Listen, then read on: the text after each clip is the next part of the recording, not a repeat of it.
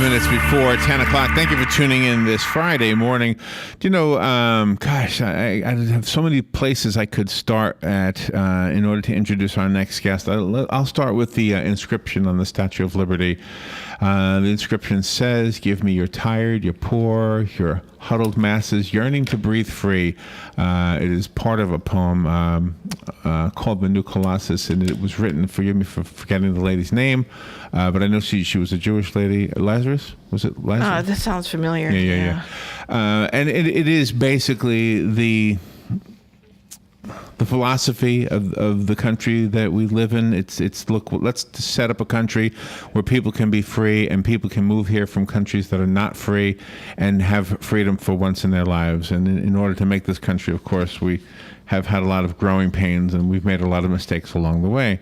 I am the son of an immigrant. My mother moved here when she was 3 years old.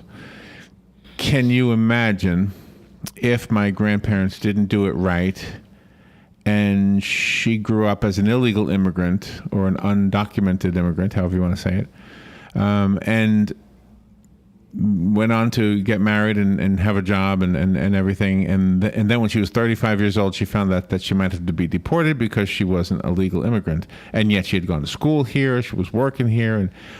And it's that circumstance that makes me more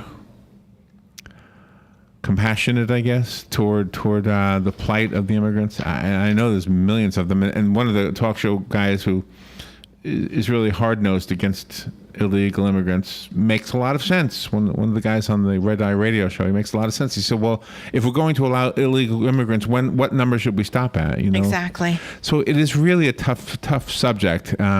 David N. Strange is on the phone. He's an attorney. He's a professor of law at Texas Tech University. He's a managing partner at the law firm of Wittenberg, Strange, and Walker. And he's written a book, and the book is written with former U.S. Attorney, is it Albert R. Gonzalez? Is that right, yes. Rob? The book is called A Conservative and Compassionate Approach to Immigration Reform, Perspectives from a Former U.S. Attorney General. And so, good morning, David Strange. Good morning, sir. Good morning. Good to be with you. Thank you for being with us. Where are you calling from? I'm in Washington, D.C. right now. All right. What is the state of the current legislation that's going through? Do we know? Well, the last big piece was about 2 years ago, but of course that expired with the outgoing Congress. And now that we have a new Congress, there's no really significant piece of legislation that's before Congress in terms of immigration reform. Are you familiar with the plan that Marco Rubio had outlined in maybe a year or two ago? Yes, that's what I was referring to just now. Oh, that was the same thing. Okay. See, and just forgive me for not knowing everything about it, but what I got out of it looked like something I would agree with, but a lot of people didn't, including many of our listeners. They were, I said, that sounds like a pretty good plan, because I'm thinking about the guy who's working for the police department in somewhere in the middle America. He doesn't have any connection to any foreign country at all. He grew up here, but somehow or along the way, nobody did the right thing, and he's technically illegal. Yes. Well, in our book, we speak about that plan, the Rubio plan, and the others, the Gang of Six, and we point out many of the things that are good about it. There were a lot of good proposals in the plan. There were some criticisms of the plan as well, but nothing's going to be perfect. In other words, not everybody's going to get what they want.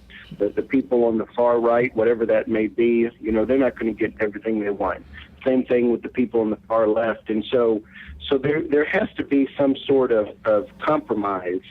But then again, Rubio himself backed off in many ways off of his plan once he started. I know, but was it his heart that backed off, or was it his sense of staying in the good favor of his constituents? I think the latter, just political realities, and I think also because the Democratic Party is the party that's really leading this debate, that's leading the dialogue on immigration reform. And the Republican Party, in many ways, is just being reactionary and responding to the Democratic lead on this dialogue. And so I think you're right. Political reality forced him to step back. It's just such a shame, though, that the immigrants that come over here, the ones that are illegal, they don't have any respect for the system. And then you have others that have respect for the system and they do it the right way. I just don't understand why they don't have respect for the system in the first place. I know it's going to take longer, but it's better in the end. Sure. Anytime you have 11 to 12 million people here unlawfully, that's a big number. And so within that group of people, you're going to have people across the spectrum with the as you say, the people who really disrespect our laws, the criminal element. Just recently, there was a federal roundup of people who've been granted deferred action, the childhood arrivals under the Obama program. So there's no question that a lot of the resentment toward legalizing people here unlawfully is because of those who show just an utter disrespect for the rule of law. Yeah. And that's not what America's about. America's about the rule of law, while at the same time, America has been a very compassionate country. So now we had a change in the law back in the 80s and during the Reagan years. And I thought that was supposed to, give amnesty to those who needed it and set up a new set of rules. So from that point forward, we could start to get things right. How come we didn't stick with whatever ruling that was? Yeah, well, of course, you're referring to the 1986 amnesty, in which, on one hand, large numbers of people here unlawfully were granted amnesty and acquired lawful status, et cetera. But on the other hand, we come up with, for the first time, I-9, the employer responsibility to have workers fill out federal documents showing that they can work here. So the idea was, all right, now that employers have these mandates, that's going to be an obstacle for unlawful working in the United States. Of course, that didn't play out. America has just sort of this insatiable appetite for cheap labor. You think the agricultural workers, the restaurant workers, the home building workers, etc. And so even from that time going forward, the United States government has largely turned a blind eye as unlawful workers have come and have really, in many ways, benefited our economy. You think, well, do you want to pay $1 for a head of lettuce, or do you want to pay $3 for a head of lettuce? And so there was some real right. But can I interject a question there? I've heard that too. But does that happen at the expense of the worker himself or herself, or are they actually working for less than minimum wage in order for us to get that cheaper lettuce and that cheaper tomato? Sure.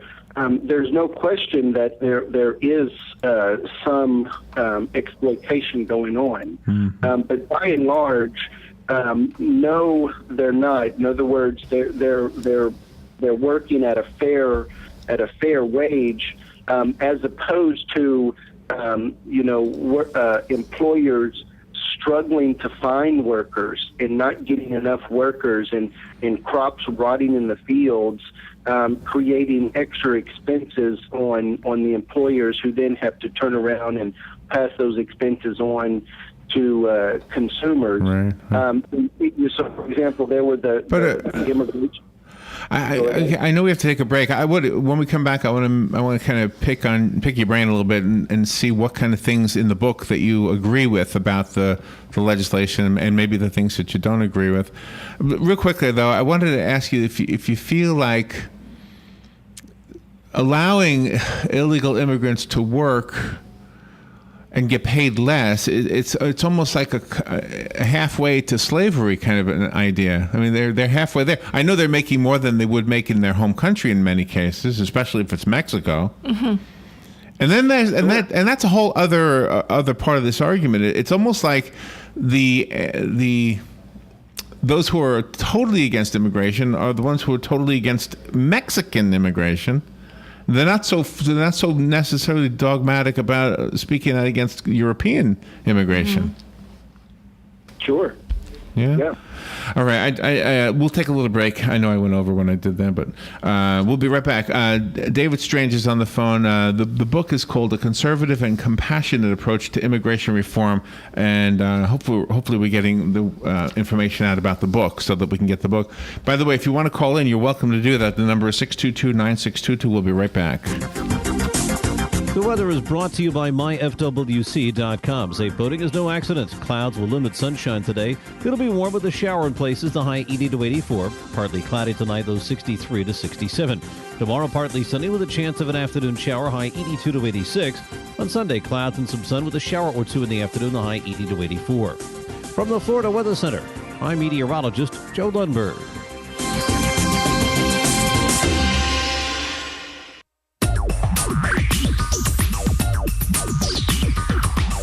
Whether you're building it up or knocking it down, get it done, rent it now. Sunbelt Rentals is here to make your job a little easier. Our knowledgeable staff will help you find the right equipment for any job, big or small. Did you know that Sunbelt Rentals carries heaters, air conditioners, generators, lighting, traffic control, and so much more? So whether you're building it up or knocking it down, we've got the equipment you need. Get it done, rent it now.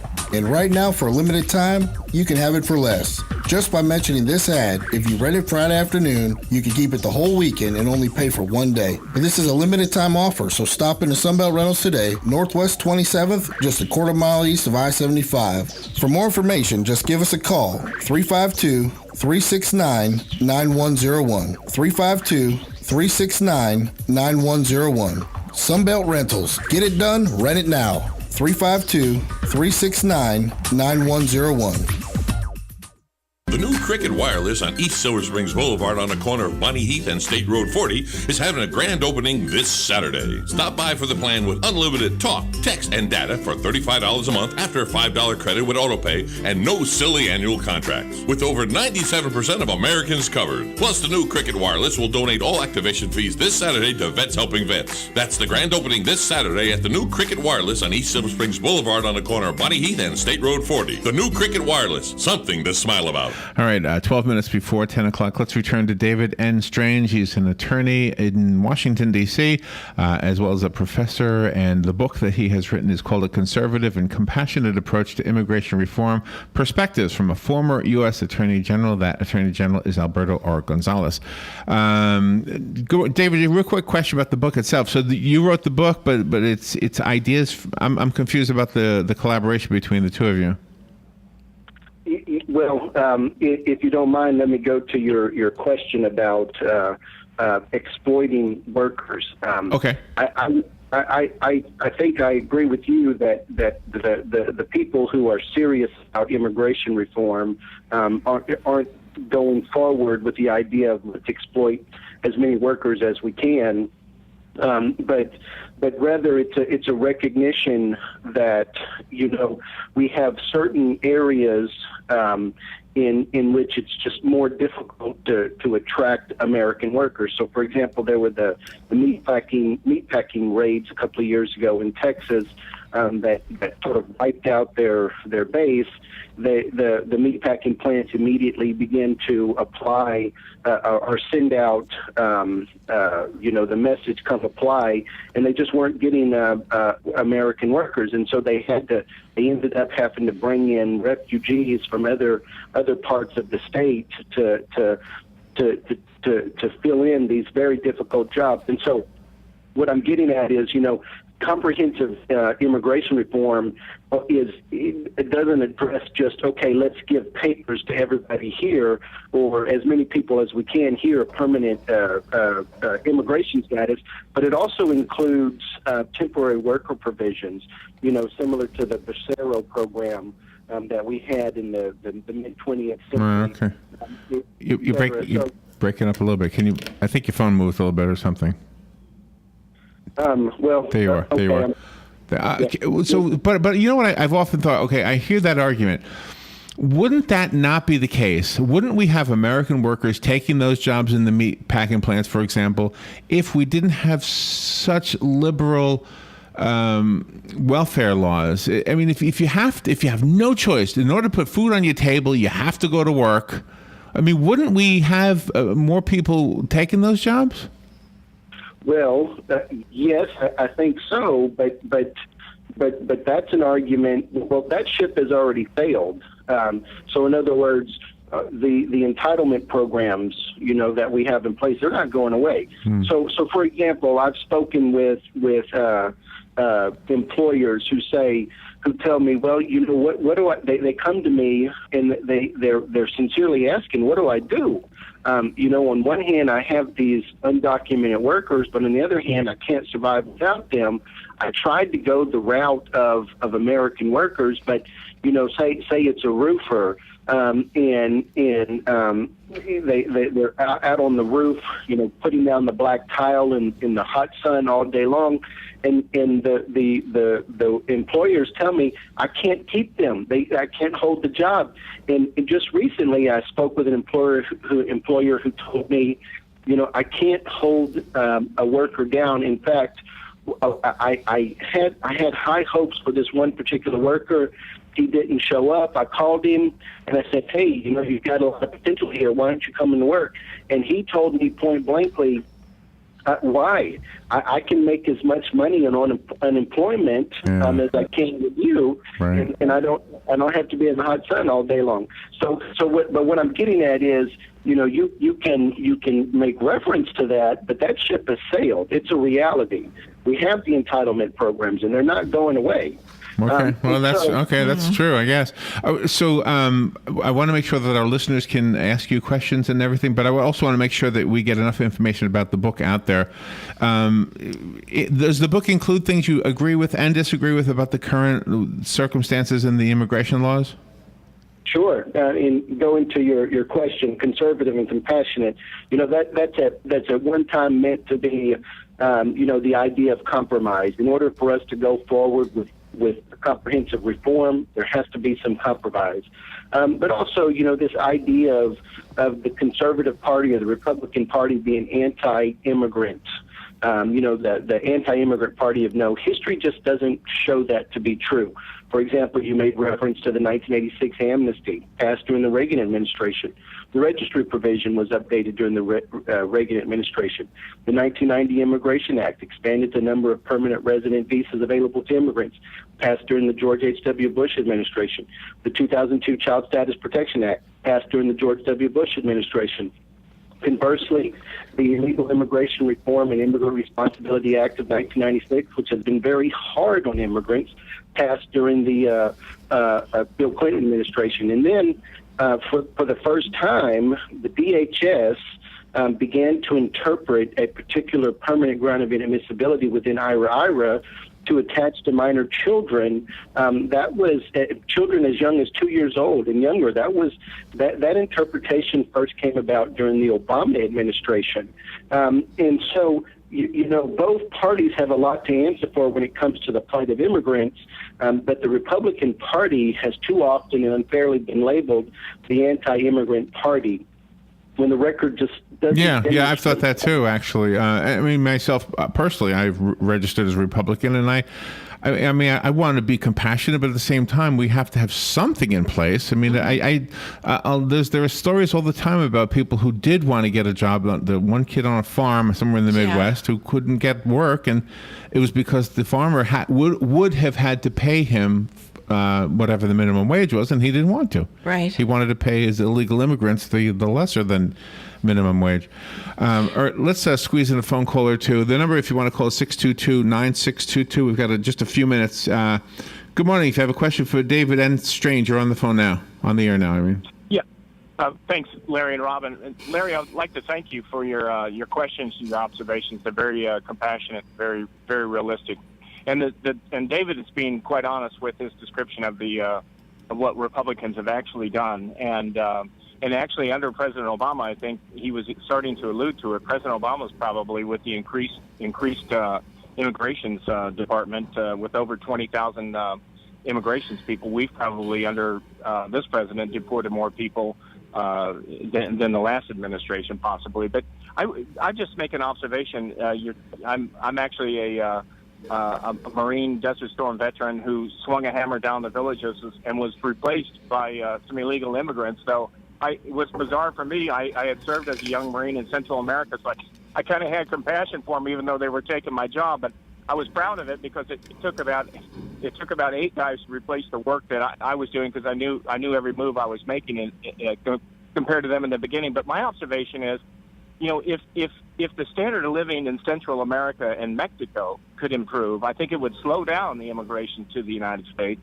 With the world's largest city being in Mexico City, of over 22 million people. So, in other words, our big corporations actually, I think David would probably acknowledge this, actually go to Mexico and solicit workers and bring them to American corporations here in the United States. So I wonder what his take would be on that observation.